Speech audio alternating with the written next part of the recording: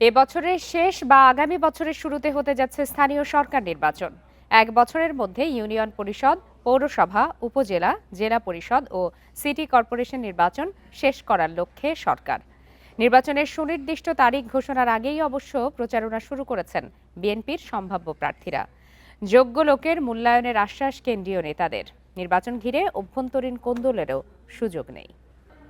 এ বিষয়ে আলোচনা করতে এই মুহূর্তে আমাদের সঙ্গে যোগ দিয়েছেন ঢাকা বিশ্ববিদ্যালয়ের রাষ্ট্রবিজ্ঞান বিভাগের অধ্যাপক সাব্বির আহমেদ। অধ্যাপক সাব্বির আহমেদ, আপনাকে স্বাগত জানাচ্ছি ইন্ডিপেন্ডেন্ট টেলিভিশনে।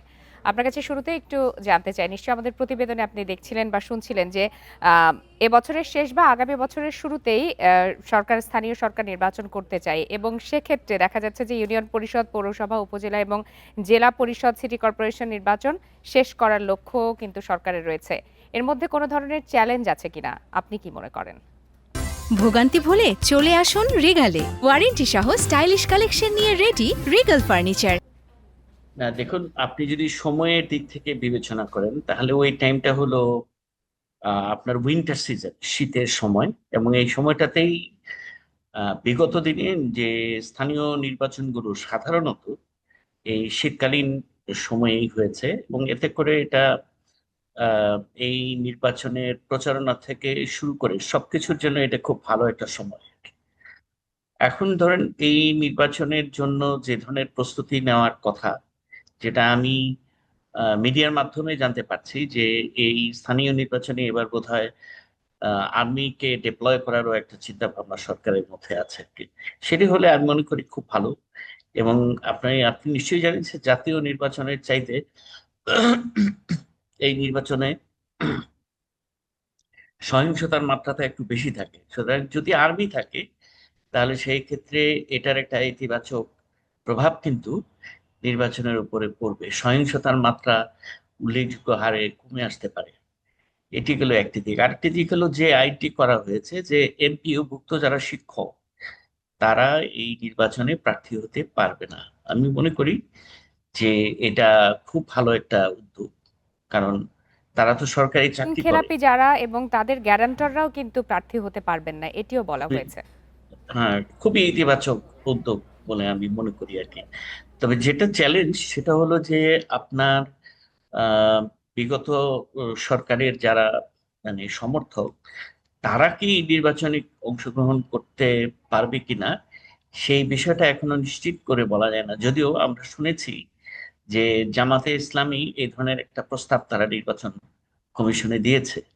তো সেটা দিলেও কিন্তু একটা প্রশ্ন তো থেকেই যায়, সেটা হলো যে আপনি স্বতন্ত্র হিসেবে তাদের নির্বাচনে প্রতিদ্বন্দ্বিতা করাটা কিভাবে ঠেকাবেন? আপনি তো আইনের মাধ্যমে ঠেকাতে পারবেন। তো সেখানে একটা চ্যালেঞ্জ হয়তো থাকবে। তো এইটা ছাড়া আমি বড় ধরনের কোনো চ্যালেঞ্জ স্থানীয় নির্বাচনের ক্ষেত্রে খুব একটা দেখি না। এবং এটা মানুষ সত্যিকার অর্থে গ্রামের মানুষ এই নির্বাচনটাকে খুবই এনজয় করে। তারা এটাকে একটা উৎসব মুখর পরিবেশে এই নির্বাচনের সময়টাকে তারা অতিবাহিত করে। এবং আমি আশা করি যে এটা একটা প্রতিদ্বন্দ্বিতামূলক এবং প্রতিযোগিতামূলক নির্বাচন হবে। সব দলের লোকজন, আমি মানে আমরা জানি যে দলীয় প্রতীকে নির্বাচনটা হচ্ছে না, কিন্তু দলের কিন্তু প্রার্থী থাকে পরোক্ষভাবে, পরোক্ষভাবে কিন্তু দলের প্রার্থী থাকে। তো সেই ক্ষেত্রে এটা একটা প্রতিদ্বন্দ্বিতামূলক এবং প্রতিযোগিতামূলক নির্বাচন হবে। ধন্যবাদ। আপনার কাছে আরেকটি বিষয় জানতে চাই, যে ইউনিয়ন পরিষদের নির্বাচনে চেয়ারম্যান পদে নির্বাচন করার জন্য শিক্ষাগত যোগ্যতা কমপক্ষে স্নাতক নিশ্চিত করতে কেন নির্দেশ দেওয়া হবে না, এ বিষয়ে জানতে চেয়েছে হাইকোর্ট। এবং সেই সঙ্গে শিক্ষাগত যোগ্যতা নির্ধারণে ব্যর্থ ইউনিয়ন পরিষদ আইনের ২৬ ধারা কেন সংবিধানের সঙ্গে সাংঘর্ষিক ঘোষণা করা হবে না, তাও জানতে চাওয়া হয়েছে এই রুলে। সেক্ষেত্রে আপনার কাছে একটু জানতে চাই যে দেশের তৃণমূল পর্যায়ের রাজনৈতিক বাস্তবতায় স্নাতক পাশের বিষয়টি আসলে কতটা গ্রহণযোগ্য বা বাস্তবায়নযোগ্য হবে বলে আপনি মনে করেন? না, দেখুন, এটা আমি মনে করি যে মানে আহ এখনই যদি আমরা এই স্নাতক বিষয়টাকে অন্তর্ভুক্ত করি, বিশেষ করে চেয়ারম্যান নির্বাচনে, সেক্ষেত্রে হয়তো যারা অভিজ্ঞ প্রার্থী গ্রামে, যাদের ওই গ্রামীণ জীবন সম্পর্কে যাদের একটা দীর্ঘ অভিজ্ঞতা আছে, তাদের অনেকেই তাদের অনেকেই আপনার এই ধরনের শিক্ষাগত যোগ্যতা নাই। তো আমার মনে হয় যে এই ধরনের বিধিনিষেধের ক্ষেত্রে আমার মনে হয় যে নির্বাচন কমিশন তথা আমি মনে করি যে আদালতেরও একটু স্লো যাওয়া উচিত বলে আমি মনে করি। তবে এটা ঠিক যে আমাদের এখন শিক্ষার হার, বিশেষ করে স্থানীয় নির্বাচনে শিক্ষিত মানুষের মধ্যে প্রতিদ্বন্দ্বিতা করা বা প্রতিযোগিতা করার যে আগ্রহ, সেই আগ্রহটা আগের তুলনায় অনেক বৃদ্ধি পেয়েছে। তার বহু কারণ রয়েছে।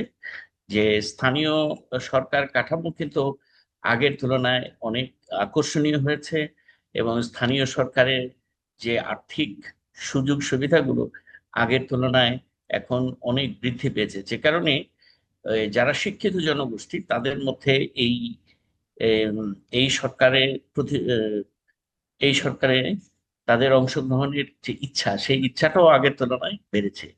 এখনো দেখা যায় যে বিভিন্ন সময়ে বিভিন্ন ইউনিয়ন পরিষদের চেয়ারম্যান কিন্তু বিশ্ববিদ্যালয়ের গ্রাজুয়েট অলরেডি কিন্তু তারা আছে আর কি। সুতরাং আমার মনে হয় শিক্ষাগত যোগ্যতার ক্ষেত্রে খুব দ্রুত স্নাতকের দিকে না গিয়ে একটু সময় নেওয়া দরকার বলে আমি মনে করি আর কি। আর একটু জি সময় নিলে আমার মনে হয় এটার সাথে খাপ খাইয়ে নিতে সুবিধা হবে। জি, অধ্যাপক সাব্বির আহমেদ, আপনাকে অনেক ধন্যবাদ আমাদেরকে সময় দেওয়ার জন্য।